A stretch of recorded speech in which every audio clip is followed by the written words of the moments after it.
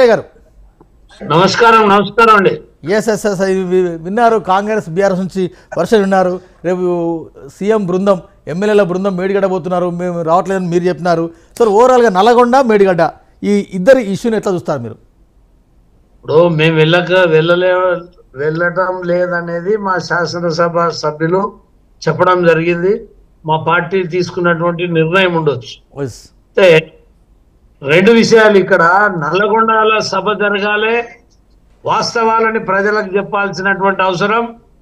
ఏదైతే శాసన సభ్యునిగా ఎన్నికైన తర్వాత ప్రమాణ స్వీకారం చేసి ప్రజలకు ఎక్కడ కూడా కలవకుండా ఏదైతే ఈరోజు నల్లగొండలో దర్శనం ఇచ్చేటువంటి మన మాజీ ముఖ్యమంత్రి గారు అక్కడ ఏం చెప్తాడో ప్రజలు దాన్ని గమనించాల్సినటువంటి అవసరం ఉంది.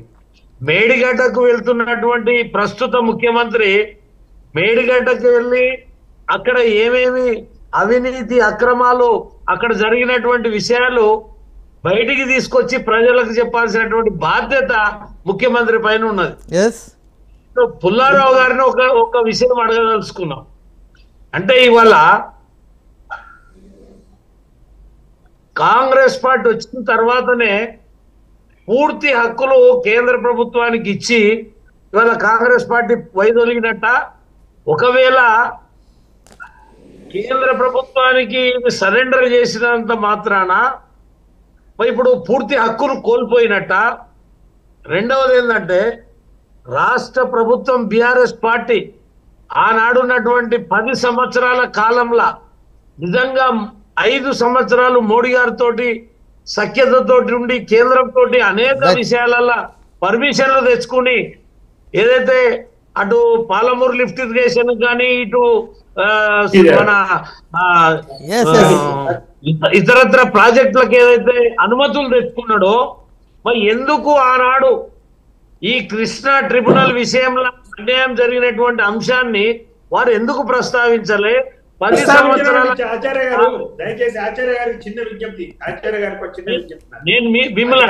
నేను ఒక్క విషయం క్లారిటీ ఇచ్చినాక మీరు చెప్తున్నాను. నేనేమంటలేను మిమ్మల్ని ఎందుకు చేయలేకపోయిండు. ఇవాళ నల్లగొండ మీటింగ్ పెట్టడం వల్ల ఒరిగేదేముంది? వాళ్ళ ఆయన ఓడిపోయిన తర్వాత ప్రజలకు కనపడలేదు, ఆయనకు ఫ్రాక్చర్ అయిన తర్వాత ప్రజల దగ్గర పోలేదు, పార్లమెంట్ ఎన్నికలు వస్తున్నాయి. రేపు పోతున్నారు కదా, రేపు పోయేది ప్రజల దగ్గరికి కదా. నేను అదే చెప్తున్నా, 3 నెలల నుంచి పోలే కాబట్టి ఇప్పుడు ఎన్నికలు వస్తున్నాయి కాబట్టి ప్రజలకు కనపడాలి.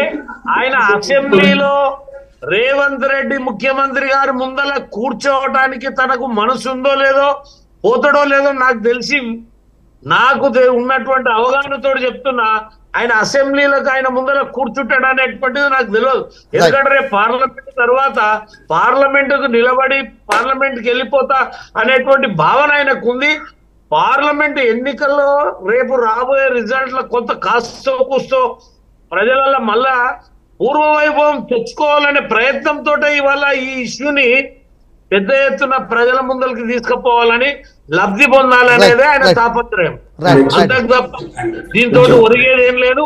పుల్లారావు గారు జర క్లారిటీ ఇస్తే బాగు మాకు. పుల్లారావు గారు ఇది వెరీ డిఫికల్ట్ కస్టమర్స్. ఒకటి క్లారిటీ ఇస్తుందా డాక్టర్ నాయక్, మీరు అసెంబ్లీలో ఉండి ఇలా మాట్లాడవలసింది, ఇక్కడికి వచ్చి మా మీద ఫైర్ అవటం కరెక్ట్ కాదు. యూజువల్ అది మాత్రం ఫస్ట్ అది మాకు ఎక్స్ప్లెయిన్ చేయాలి మీరు. సెకండ్ ఏంటంటే ఇప్పుడు ఆచార్య గారు చెప్పింది, ఆయన మాట అన్నారు, సెంట్రల్ గవర్నమెంట్ కి అగ్రిమెంట్ తరఫున ఇస్తే ఏమన్నా పోయిందా అని. నాకు అర్థం అదేం పోలేదు. అగ్రిమెంట్ అనేది ఇవ్వాల్సి ఉంటే ఆనర్ చేయాలి, దాంట్లో తప్పు లేదు. ఈ ఓటర్ ఎక్కడికి వెళ్ళదు. తెలంగాణ అప్పర్ రైపేరియన్ స్టేట్, మీరు జ్ఞాపకం పెట్టుకోండి. ఆంధ్రప్రదేశ్ లోవర్ స్టేట్, కింద ఉన్న state. Upper riparian state Telangana అన్ని రకాలుగా వెరీ ఫార్చునేట్. కృష్ణా ఏంటి, లేకపోతే గోదావరి ఏంటి, it has all the reverse. So నేను ఆ అగ్రిమెంట్ అనేది ఉంటే ఇవ్వటం తప్పు లేదు, ఏదో పెద్ద మోసం జరిగిపోదు. ఇది పొలిటికల్ ఇష్యూ చేశారు కానీ నా వ్యూ అది. నా వ్యూ ఏంటంటే మనం కంట్రీలో ఇలాంటి డిస్ప్యూట్స్ కేర్ఫుల్గా చేయాలి, లేకపోతే బాగోదు. అగ్రిమెంట్ ఉంటే చేయాలి. నేను నాకు ఫస్ట్ నేను చెప్పింది ఏంటంటే ఒక పొలిటికల్ యాంగిల్ ఇచ్చాను. కేసీఆర్ గారు నల్గొండ వెళ్ళి మాట్లాడతారంటే ఆయన కంప్లీట్ రైట్ ఉన్నది. ఆయన మనం చూసే చంద్రబాబు నాయుడు అసెంబ్లీ వెళ్ళటం మానేశాడు ఆంధ్రాలో, నా గ్యాప్ ఉన్నంత వరకు నన్ను సరిగా ట్రీట్ చేయట్లేదని.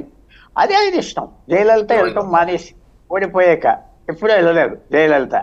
సో ఇది మెయిన్ థింగ్ ఏమిటంటే ఇది ఒక అనవసరంగా కాంగ్రెస్ పార్టీ అడ్వాంటేజ్ వస్తున్నారా అంటే, అనవసరంగా అంటున్నారంటే వాళ్ళు ఉన్న టాక్టిక్స్. సీఎం బాగా మాట్లాడతాడు, సీఎం మాట్లాడుతూ ఉంటే ఇద్దరు జ్ఞాపకం వస్తారు నాకు, అఖిలేష్ యాదవ్ నరేంద్ర మోడీ. అలా సాఫ్ట్ గా మాట్లాడతాడు, అందరూ వినేటట్టుగా మాట్లాడతాడు, గంభీరంగా మాట్లాడు. సో ఇది పొలిటికల్ అడ్వాంటేజ్. ఫ్యాక్ట్స్ ఎలాగున్నా పబ్లిక్ చూసేది ఏంటి, ఇవాళ కేసీఆర్ వెళ్ళిపోయి మాట్లాడేస్తున్నాడు నల్గొండలో అంట. అవి ఇప్పుడు ఆ డీటెయిల్స్ అన్ని మీరు ముగ్గురు చెప్పిన ఎవరు పట్టించుకుంటారు ఆ fine details? Congress party made a mistake అని నేను భావిస్తున్నాను. ఇస్తున్నా బిల్లయ్య గారు ఇస్తున్నా. ఓఎన్ఆర్ గారు నేనేమంటున్నా ఆచార్య గారికి, ఇప్పుడు కేసీఆర్ మీటింగ్ పెట్టి జల హక్కుల కోసం మీటింగ్ పెడితే బీజేపీ పార్టీకి ఇస్తున్నా బిల్లయ్య గారు ఇస్తున్నా.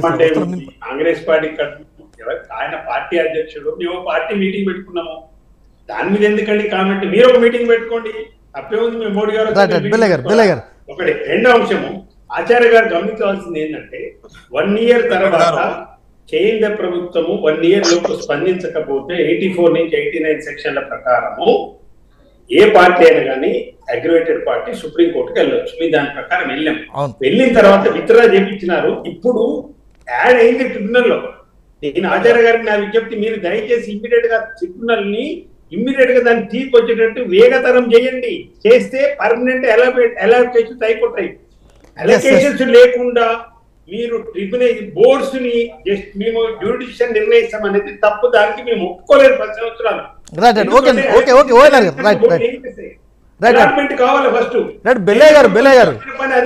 బిల్లయ్య గారు ఎప్పుడైతే కేఆర్ఎం ఇష్యూ తెరపైకి వచ్చిందో మీరు దానికి పోటీగా దానికి ప్రతిగా కాళేశ్వరం ఇష్యూ తెరపైకి తీసుకొస్తున్నారు. గతంలో 5 మంత్రుల బృందం వెళ్ళింది, అక్కడ పవర్ పాయింట్ ప్రజెంటేషన్ ఇచ్చింది. కానీ రేపు నల్లగొండలో సీఎం కేసీఆర్ సభ నేపథ్యంలో రేపే మీరు మేడిగడ్డకి ఎందుకు వెళ్తారు? రేపే మీరు 40 బస్సుల్లో అక్కడికి తీసుకుపోవాల్సిన అవసరం ఏముంది? ఇది పోటీ సభ కాదు, పోటీ యాత్ర కాదు. దొంగ అని వచ్చినట్టున్నది టీఆర్ఎస్ వల్ల పరిస్థితి. గోదావరి నీళ్ళ కృష్ణానది నీళ్ళని అప్పచెప్పేసి 10 సంవత్సరాల నుంచి 12,000 టీఎంసీలో వాటర్ పోతే 1,200 టీఎంసీలు దోసుకోవడానికి సహకరించేసి ఇప్పుడు మళ్ళా నిలబోతున్నాయి అనేటటువంటి అరుపులు వినిపిస్తున్నటువంటి పరిస్థితి చాలా స్పష్టంగా ఉంది. మేము వచ్చి 2 నెలలు అయింది. ఒకటి, ఇప్పటికీ అధికారులు కూడా పూర్తిగా సిస్టంలోకి రానటువంటి పరిస్థితి స్పష్టంగా ఉన్నటువంటి పరిస్థితి ఉంది.